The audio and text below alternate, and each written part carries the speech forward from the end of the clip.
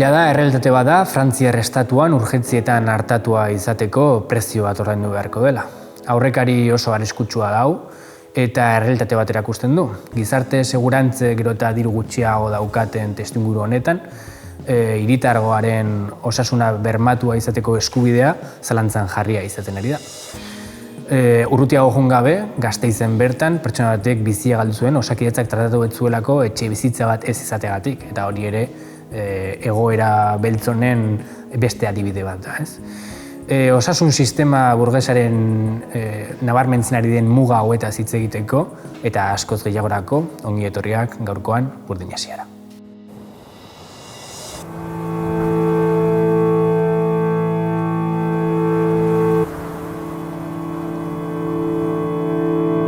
Europa está en guerra. Europa está en guerra. Estamos en guerra. Quien quiera paz, se prepare para la guerra. We must act like any wartime. Nous sommes en guerre.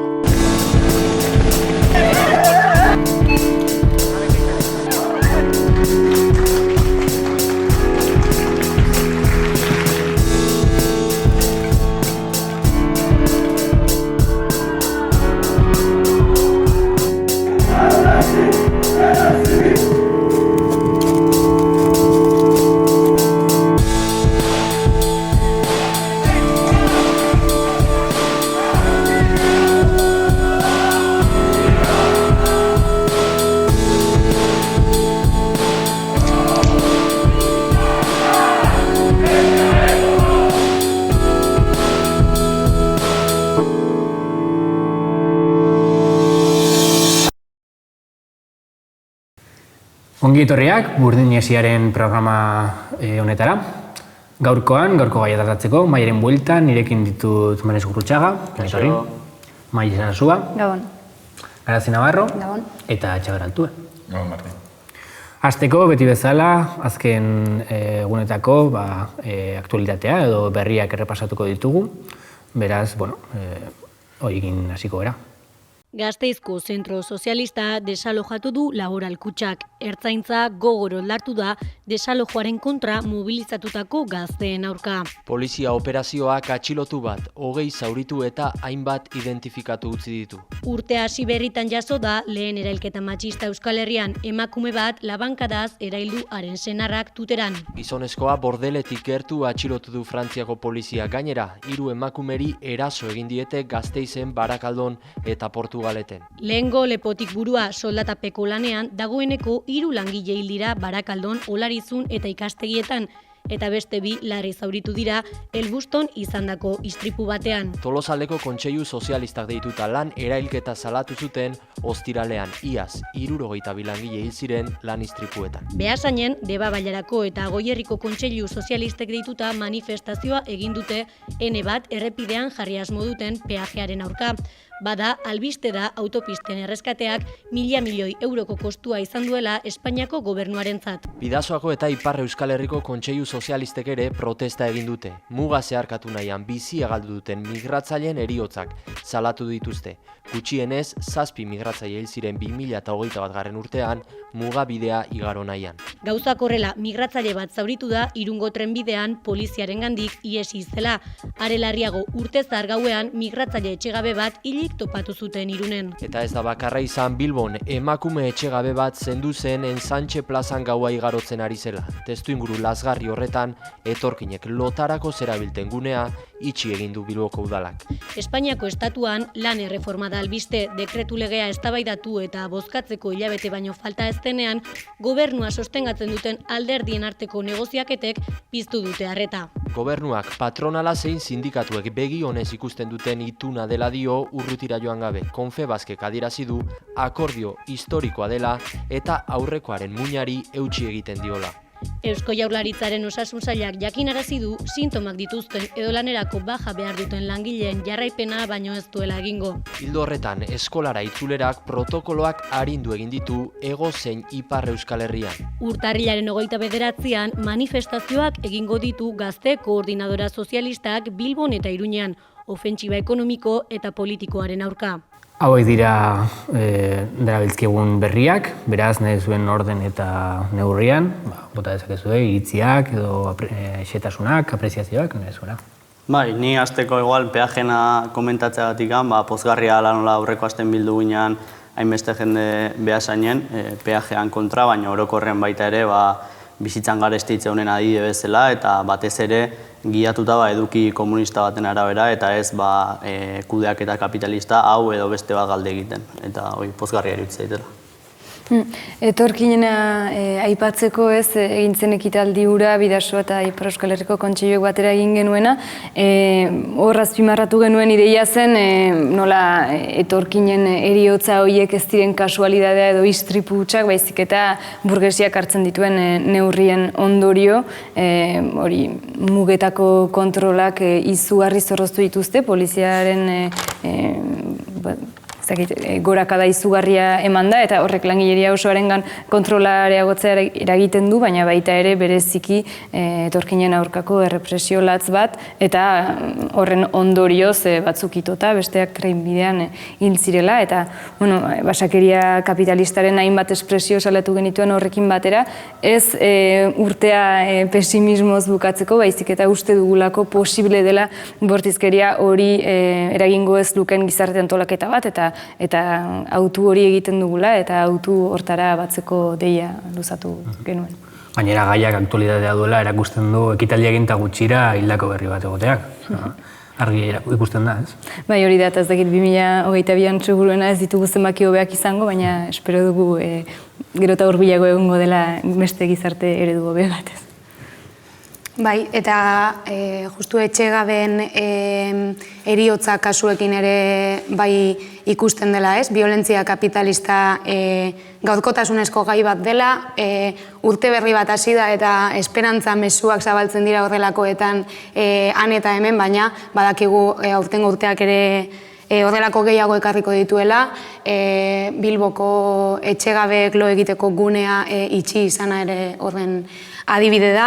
Adibidez, jabetza pribatuarekin, etxe bizitzaren jabetza pribatuarekin ikusten dugu nola estatu aparatu juridiko guztia martxan jartzen den, baina gero ez dira gai etxerik ez dutenek lo egiteko erabiltzen zuten leku bat zabalik mantentzeko, ez da horretarako behar diren lekuak irekitzeko ere.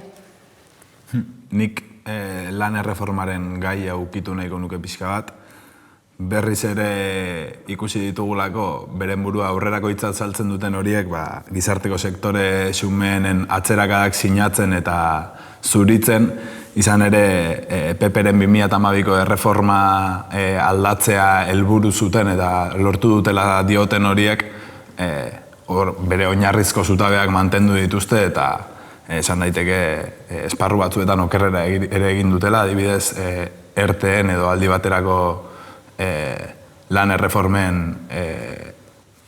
egoera, salbuespen egoera arau bihurtzera pasada, saldu dute erreforma hau sindikatuekin eta mugimendu sozialekin paktatutako erreforma bat dela, zeina Aznar buru duen FAESek txalotu egin duen eta Bruselarekin egindako akordio baten bitartez iritsi diren erreforma honetara, ezinbestekoa izan dena aurrekontuetarako diru partidak jasotzeko, ezta? Eta gurera ekarriz, EH Bildu Madrilera joan zen, erreforma hori atzera botako zuen amets eta promesan, eta beste behin ere promesa bat betetzeko ezintasunarekin itzuliko da. Minuturen bat badego oraindik, zerbait gehiago gehitu nahi zuen? Bukatzeko, igual, bazeon hor albiste bat nola esatezun ikaskelak izteko 5 aurru hain positibo behar diala, edo lako zerbait aldatu induela hor.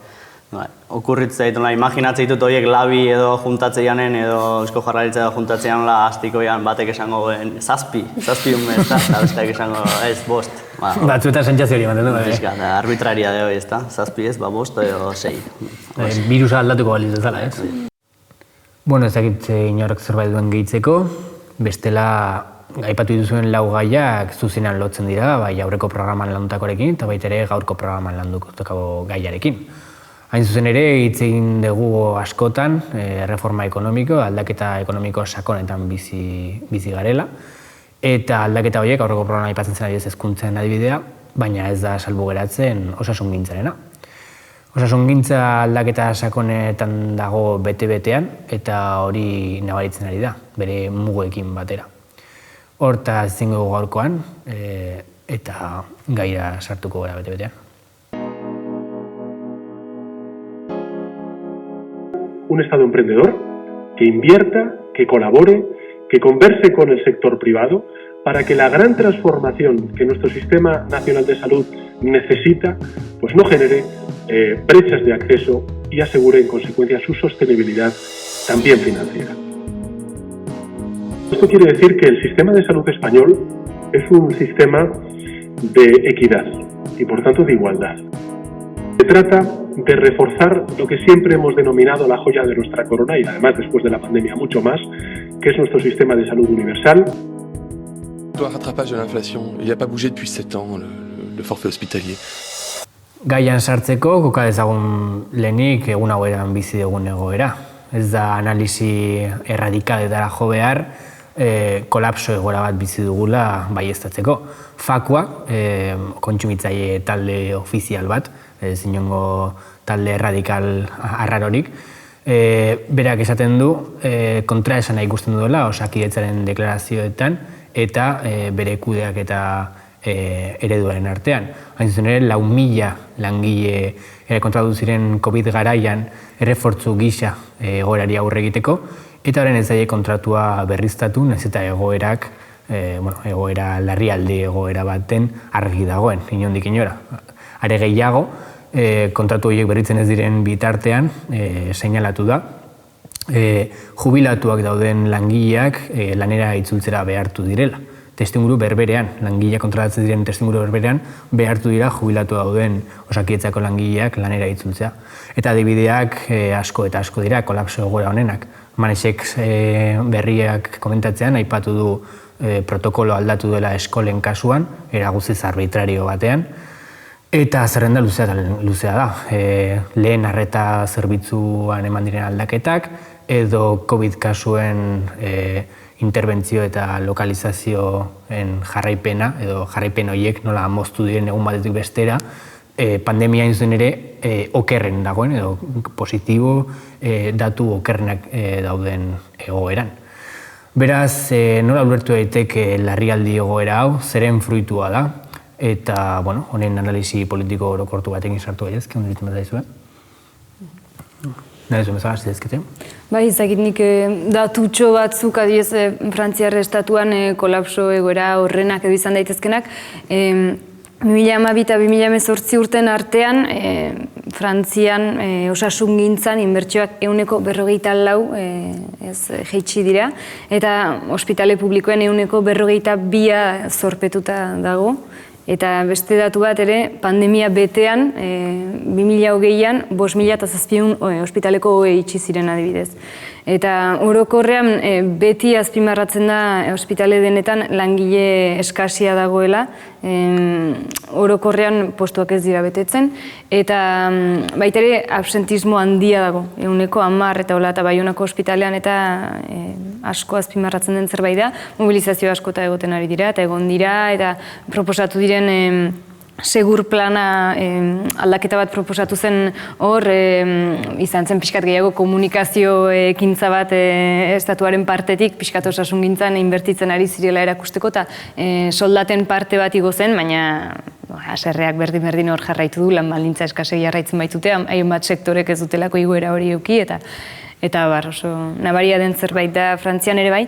Eta agian diferentzia hegoaldeko eta iparraldeko Frantziar estatuko osasun sisteman niri harrigarria egin zitzaidan hegoaldera etorri nintzenean eta medikura joan eta ordaintzera joan nintzenean esan zidatenean ez hemen ez da ordaintzen, kabezerako medikura zoazenean, han bai, babes sozialak parte bat ordaintzen du, baina beste parte bat zuri dagokizu ordaintzea, eta biztanleriaren gehiengoak mutuak dauzka, bereziki soldatapeko lanean zaudenean, enpresak esaten dizulako mutua hartzeko, eta enpresak ordaintzen dizu erdia, baina beste erdia zuk. Osea, gastu bat dagoela hor norbanakoak egin behar duena, eta biztanleriaren 5% ez dauka mutuarik, eta orduan hainbat gastu oso handiak gelditzen dira, osasun gintzako gastuak, eta oso adibide argia urtarrilaren batetik Frantzian neurri berri bat sartu dute, larrialdi zerbitzuetan orain, ordaindu beharko da bertan, 19,60 sentimo ordaindu beharko ditu mutuarik ez daukanak. Eta, hori argita garbi da, proletargoaren kapa palenak zerbitzuetatik kanporatze bat, ez direla inbeste joango larrialdietara, hospitalizatuta ez badaude ordaindu beharko dutelako diru kopuru hori. Kolapsoakin baita ere guain mundu guztian nola idan kolapsoataz eta barri itzeiten, esan barreko gauzan, lehenengo gauzetakoan nire ustez da, claro, jendeak esategu, normala da kolapsoa dotea, ezoiko egoera baten gaude, pandemia baten gaude, bai, posible da ezoiko egoera bateko olako kolapso bat ematea, baina 2 urte ondoren guaindikan kolapso egoera baten egotea horrek erantzule dauzka eta erantzule horiek ordaindu inberko lukete. Alde batetikan edo murrizketak iteagatikan, edo murrizketak egin ez balin maila ere, behar bezain beste ez indartzeagatikan 2 urte hauetan. Hori da lehenengo gauzan ikuste seinalatu beharko nukena hemen. Erantzule daudela eta erantzule ordaindu inberko luketela. Osasun sistema just in time da, momentuan dauden kasuen araberako osasun sistema eta ez bazpareko reservarik ez dago golako ezer, ez? Eta momentu honetan gainera, hori kolapso hori batez ere osasun sistema publikoan ematen ari dena, medikuak egunean bataz beste 48 paziente izatea, deitzen duzunetik zita izan arte, bataz beste 5-6 egun artean, gainera orain telefonoz ematen dizute zita. Egoera hori izateak ekarri du, eztabaidaren fokua kokatzea pribatua eta publikoaren arteko eztabaidan. Edo nolabait kokatzea, hau publikoan gertatzen ari den arazo bat dela, beraz dirudunek aukera daukate pribatura juteko eta guk ez, eta hor kokatzen da eztabaida, ez? Eta pixka bat, uste dut kokatu beharko litzatekeela edo garrantzitsua dela ulertzea osasun sistema burgesa bere osotasunean eta bere 2 osagai direla osasun sistema publikoa eta pribatua. Biak burgesiaren kontrolpekoak eta hau garrantzitsua da, askotan badirudi batzuei ahaztu egiten zaiela. Osasun sistema publikoa litzateke burgesiaren agente kolektiboak kontrolatzen du, hau da, estatu burgesa kontrolatzen duena, eta osasun sistema pribatua, zuzenean, enpresa pribatuek kontrolatzen dutena, eta bar. Eta, uste dut, bai garrantzitsua dela horrela kokatzea, hau da, osasun sistema burgesaren 2 osagai bezala edo.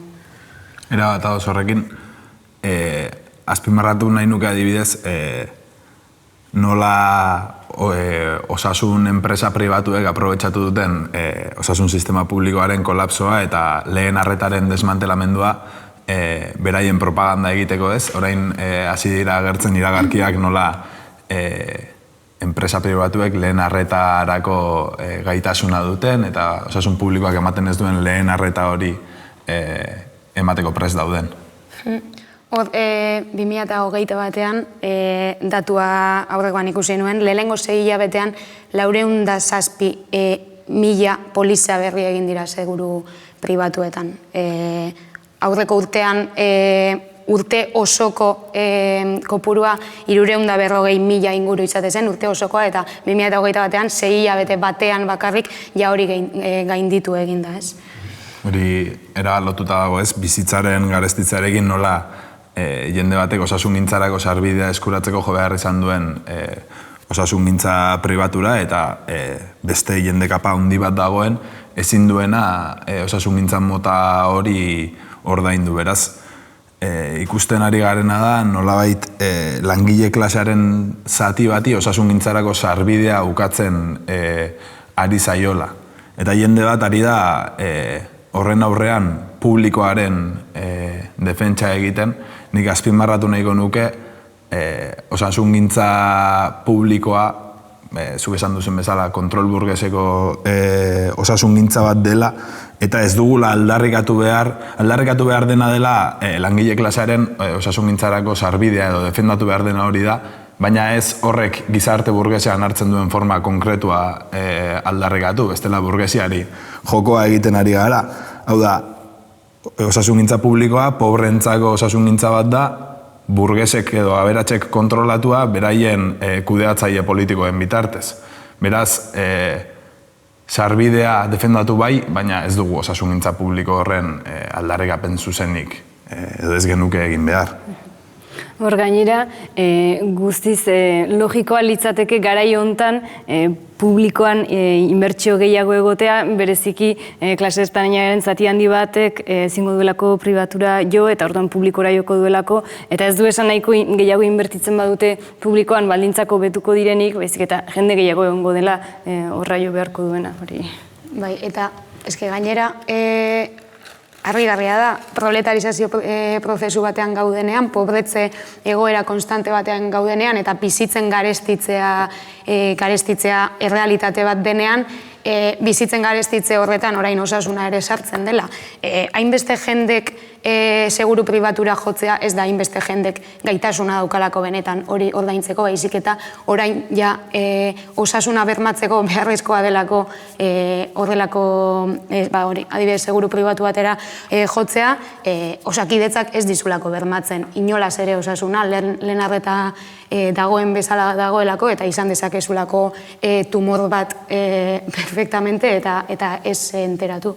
Bai, eta pixkat horri gehitzeko eta egiten ez dinaten hausnarketa pribatua publikoana baita ere nola baite aprobetxatu beharko genuke posizio komunistatikan pixkat seinalatzeko ere osasungintza burgesak ze limite dauzkan, ezta? Esaten ez dinaten burgesiak diseinatutako pobrentzako osasungintza nola oinarrituta, osasungintza bere osotasunen ulertu beharren edo bizi kalitate batekin lotuta egon beharren, dala instituzio aparte bat gure bizitzatik da ona, nun jun behar deun zerbait gaizkia izagunen juten edo arazo larrin badukaunen, eta osasungintza pixkat oinarrituta da hoi lasaitzen edo farmako bitartez hoi tratatzen, eta hoi batez ere pobrentzako, eta gero klase ertain altuak edo burgesiak edo nola dauzkaten askoz dispositibo edo gaitasun gehiago, nola gaitere osasungintza zentzu zabalago ulertzeko, izan daitekena alimentazioako olako irisgarritasun bat edo gida bat edo dana alako asesoriak eta bar, kirolakin eta jardura fisikoakin lotuta askoz gaitasun gehiago jarduera kontrolatzeko eta entrenatzaile pertsonalak izateko, psikologok, masajistak eta bar, ez da nola gaitasuna baldin baduzkazu aldezun osasungintza zentzu zabalagoan ulertu, baina pobreentzako dago diseinatuta, gaizki baldin bazaude, jun medikuta eta farmako bitartez igual konponduko zaizu. Eta hala ere, jende batek erromantizatu egiten du osasungintza publikoa ez, esaten du nolabait, eta ez du zalantzan jarri nahi, esaten du nolabait langile klasearen eta burgesiaren arteko indar korrelazioan lortutako posizio irabazte bat izan zela osasungintza publikoaren implantazioa. Ez noa hori zalantzan jartzera noana da, ea zenbateraino balio digun gaur egungo analizia egiteko hori kontzesio bat izateak edo ez. Hau da, ez dugula bere jatorria kontuan hartu beharra inbeste, baizik eta betetzen dituen funtzioa gaur egungo sistema politikoan. Troiako zaldia ere kontzesio bat izan zen, gerra bukaz edin, baina bere funtzioa Troia inbaditza izan zen. Azkeneko gozat, Martin, zenula, baita ere kuriosoa nola jendea orokorren osasungintza publikoan aldekoa da ere bai osasungintza publikoakin indignatuna da ona, ez? Beti da ona salatzen osasungintza publikoan kalidade txarra, baina gero fusibona dana osasungintza publikoa defenditzen, ez? Ordu nola baite, bai adiraztea gaur egun osasungintza publikoa defendatzeak esan nahi dula, kalidade txarreko osasungintza bat defenditzea, osasunan ulerkera oso murritz bat defenditzea, pobrentzako osasungintza defenditzea, eta pixkat jende horri ulerkera horrekin hausteko edo pauso baten baten saiatzea, hau da. Posible dela osasungintza unibertsal baten alde egitea, eta ez da ona bakarrikan defenditzea. Horrekin lotuta, duela gutxi egin dira, Kontseilu Sozialista ezberdinak egin dituzten mobilizazioak, ez da? Bai, ondo ekarrita hoi, guen dela egun batzuk ingenitu nolako konzentrazio batzuk ospitaleetan, Euskal Herrin zehar, pixka salatzen gaur egun osasungintzan egoera eta osasungintza burgesan limite horiek ez, eta pixka aldarrikatzen osasungintza publikoan aldarrikapenetik haratago joateko beharra eta osasungintza unibertsal bat aldarrikatzeko beharra eta kalitatezkoa noski. Hain zuzen ere, aurreratu duzue bete-betean landu nahi nuen hurrengo gaia eta aurreratu duzue puntu interesgarri asko. Garazik esan dituen hitzak berreskuratuz, ikusten den zerbait da, dirua duenak eta aukera ekonomikoa daukanak, posible duela kolapso honen aurrean, osasungintza pribatura jo eta bere beharrak asetu. Eta askok egoera horretan ikusi dute aukera bakarra dela publikoa defendatzea, bere aukera bakarra delako osasuna gehiago du gutxiago bermatua izateko. Beraz, honek eztabaida politiko aberats bat irekitzen du eta hortan sartuko gara. Acceso universal y gratuito de la sanidad pública, que es una de las principales obras del Partido Socialista. Cuando alguien tiene COVID-19 y va a un hospital público, no le preguntan si ha votado a Vox o si ha votado a Podemos. Le atienden y le curan. No le preguntan si es independentista o si es del Barcelona o si es del Real Madrid. Le atienden y le curan. Y es un consenso en este país, independientemente de lo que hayas votado, que hay que proteger. Nosotros siempre fuimos partidarios de primar la salud pública sobre la economía y lo que dijimos es que hay que salvar las dos, pero evidentemente sin salud pública no hay economía. Superar todos los recortes que hizo el Partido Popular. Por ejemplo, la universalidad de la asistencia sanitaria, un principio básico de nuestro sistema público de salud. Que l'objectif de ce texte de loi n'est pas de contraindre les libertés individuelles et collectives des Français. L'objectif de ce texte de loi, c'est de sauver des vies, c'est de protéger nos hôpitaux, de soulager la charge de travail de nos soignants. Esan bezala, bete-betean sartu zerate gaian. Zer egin behar da kolapso egoera honen aurrean? Nik botako ezkizuet, puntu nagusi batzuk ez da benen inguruan atera izan ohi direnak, eta gero zuek nahi zuen bideetatik eraman dezakezue.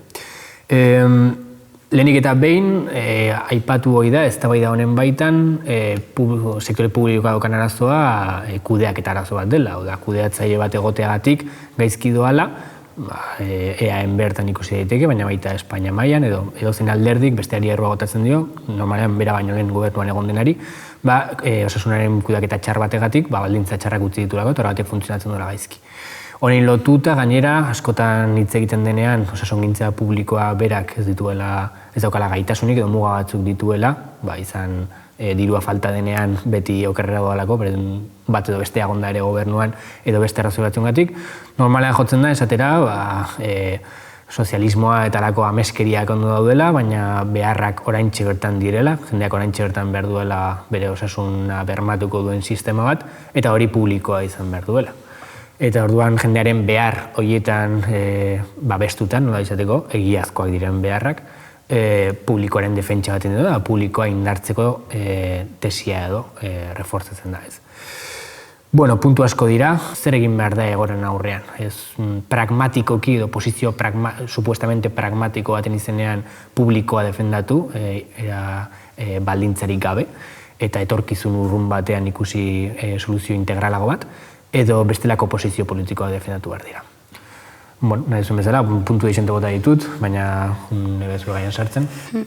Nik uste dut hemen badagoela oinarrian auzi bat dela estatuaren ulerkera bera, ez?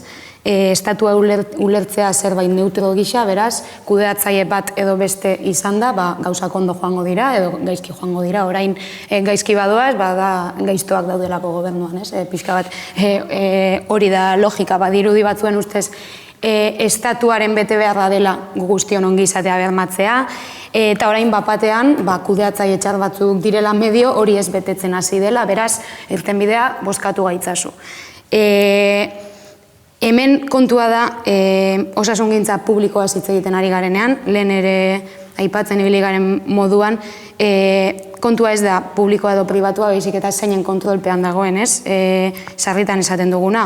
Publikoa da, berdin, estatu burgesaren jabetza pribatukoa. Estatu burgesak zerbitzuen gainean daukan jabetza pribatua da zerbitzu publikoena, eta beraz, osasungintza publikoak ere kapitalaren interesei erantzuten die.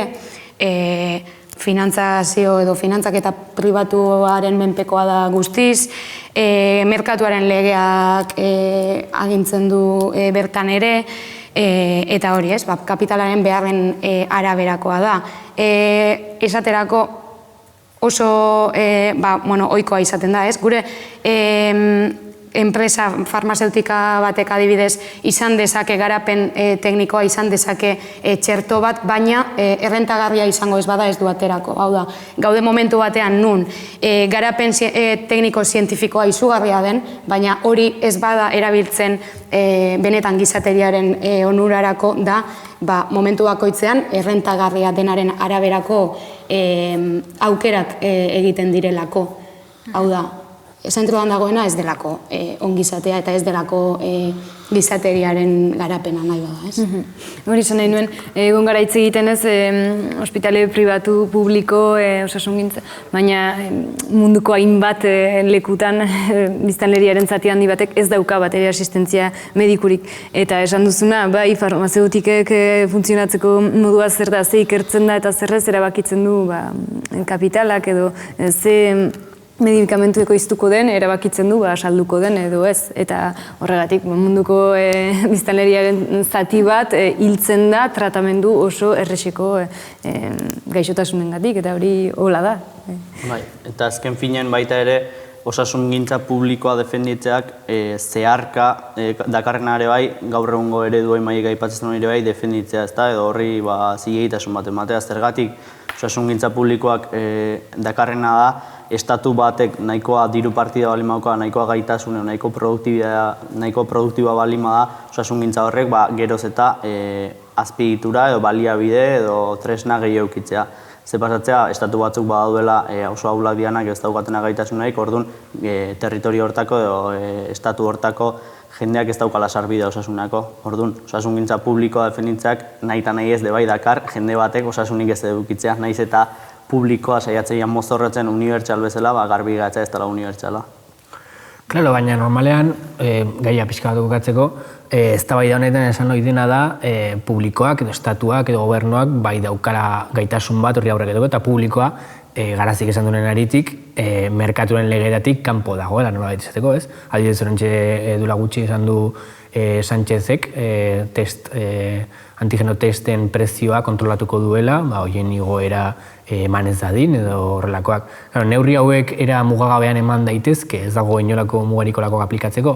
Osasun publikoak beti bermatzen duena esaten duena, edo dirua falta denean desagertuko da, desmantelatuko da, gertatzen den bezala, edo pixkat eztabaida politikorantz mugitzeko pixka bat, ez? Hombre, gaur egun zorpetuta dauden estatuetan, Espainiar estatuak kasu, zor publiko horren jabe diren agentziek gaitasuna dute estatuak zertan inbertitu behar duen eta zertan ez zedarritzeko, desartzeko, nolabait txantaiapean daukalako denbora guztian estatua bere diru partidak bideratuko dizkion, ala ez. Horregatik zuk esan duzu lehen nolabait ameskeria sozialistatzat saltzen dela guk aldarrikatzen dugun sozialismoaren behar izan hori egiazko osasungintza baterako sarbide reala izateko, baina nik ameskeria erreformistatzat joko nuke alderdi ezkerkoiek egiten duten aldarrikapena osasungintza publikoa finantzatzearen aldekoa, izan ere iritsi da PSOEren gobernuarekin batera Podemos gobernura, eta jarriko du nahi duen aitzakia zinegotzi gutxi, diputatu gutxi dituela, edo bigarren plano batean dagoela gobernuan, jarriko du nahi duen aitzakia, baina ez du inondik inora osasungintzan inbertsio errealik lortu, eta besoa jokatuko nuke balizko EH Bilduren gobernu batean edo ere litzakela horrelako finantziaziorik lortuko. Hain zuzen ere ez baita hainbeste ze diru partida bideratzen den edo ze alderdik kudeatzen duen gobernua, baizik eta norden egiaz hor dirua jartzen duena eta ze ereduren pean kudeatzen den osasungintza sistema bera.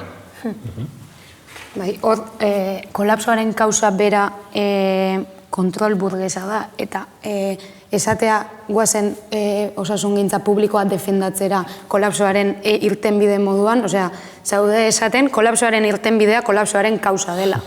Garrantzitsua ala baita ere esaten nahi zinaten aritikan, osasungintza publikoa eta orokorren ongizate estatua bea testuinguru historiko eta politikoa den kokatzea ez hau da. Hoi posible izan balima Mendebalden izan da testuinguru jakin baten hau da. Ekonomia gorakorra momentu baten, burgesia gaitasuna zeukana plusbalio tasa, esplotazio tasa bitartez, plusbalio asko ekoizteko, eta batez ere baita ere, olako izu gorri bat presente zeolako ez hau da, bazeolako alderdi komunista, bazeolako mugimendu komunista bat, mehatxu bat iten aizeona, eta izana jartzen Mendebaldeko langilerian gainen, esan ez, posible da beste modu batea, posible da ongizate, beste modu bateko ongizate bat lortzea. Orduan, egoera konkretu hortan izan da posible ongizate estatua gaur arte ezagutu duen bezala, eta egoera konkretu hortan izan da ongizate estatua guain. Ez da ez langile antolakuntza komunista edo zentzurtan lan aiteunak eskala global bat emeintzat, eta gainera geroz eta diru gutxigo da orokorren kudeatu alizateko. Orduan, horrek dakarrena kontrako joera baten gaudela gaur egun. Aste honetan bertan ikusi dugu tipo bat Twitterren hori baiezkotzat ematen, hau da, zuk esan duzun horri arrazoia ematen eta argudiatzen estatuak eta orokorran sistema kapitalistak bere mugak dituela, baina publikoa defendatu behar dugula jendeak ikusi ditzan benetan estatuaren eta sistemaren kontraesanak zeintzu diren. Hain zuzen ere, jendea haserre dagoenean osasungintza sistema publikoarekin, estatuaren kudeaketarekin, hau da, jendeak estatuaren limiteak ikusi dituenean, nahi duzu publikoa defendatu, zertarako eta estatua kontraesanetara joan dadin eta jendeak estatuaren limiteak ikusi ditzan. Eta hori izaten zuen, esateko masekin konektatu beharra dagoela, da maseen arabera egin behar dela politika. Tipo horrek masez hitz egiten zuenean, ez dakit beraien aurrean gertatzen dena ikusteko gai ez den astoko adrila bat edo mejilloi talde bat zeukan buruan, baina ez dakit horrelako astokeriak ere defendatzera iritsi da jendea. Bihar telebista, laudorioak doa programa. Bai, pixkat, nik uste ikuspuntu komunista ditikan garrantzitsuna dela, kasu honetan beste kasu guztietan bezala krisi momentu baten eta gaur egun kolapso honen aurren adiraztea bere limitek eta adiraztea osasungintza burgesa beak ze funtzio betetzen, nola hone struktura duta eta hortikan hoi gainditzeko beharra edo eta hortan zentratu beharko nukela ikuspuntu komunista ditikan eta ez hainbeste sozialdemokrazian aldarrikapenan atzetik juten eta saiatzen guk esaten gu begeala beste baino gauza berdinak esan da, horrek ez dauka zentzuik, hortako ja badao sozialdemokrazia, hortako ja badao PSOE, badao EH Bildu, badao ez dakizein osasungintza publikoan aldeiteko komunismoan perspektibatik inbarko nukena da ona gainditzeko beharra azaleratu. Eta zentzu hortan baita ere ekarri nahiko nuke, aktualitatea daukalako, nola urtarriako 23 baita ere aurre ikusita dauden olako protesta ekimen batzuk, batez ere sindikatuk deituta, eta nola egoera honetan nola zilegian, normala da langileen aldetikan, kolapso egoera baten dauden, eta erizaina, medikuk, bertako garbitzaiek ez dakize, nola baite dauden oso lanpetuta eta oso egoera itogarri baten, kale ateatzea edo aldarrikapen bati nahi izatea.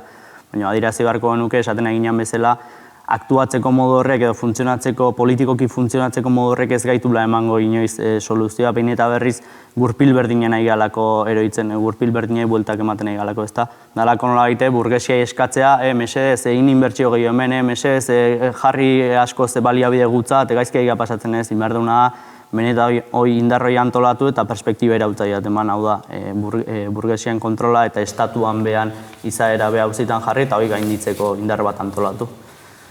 Piskatola globala esateatik, labur biltzeatik.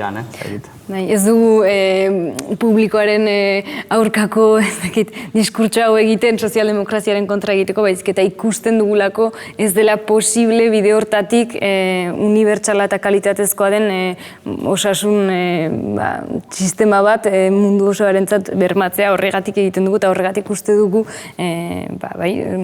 sozializatu beharko litzatekela, ez litzakela burgesiaren kontrolpeko sektore bat izan beharko edo kapitalen beraien interesak gidaturiko sektore bat osasungintzak, giza beharren arabera antolatutako sektore bat baizik. Puntu interesgarria bota duzu horra maieran, amaitzeko igual horri heldu dezakegu pixka bat.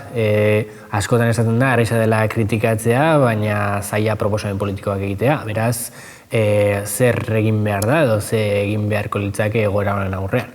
Sartu daitezke amaira propos bat izango litzake, ez?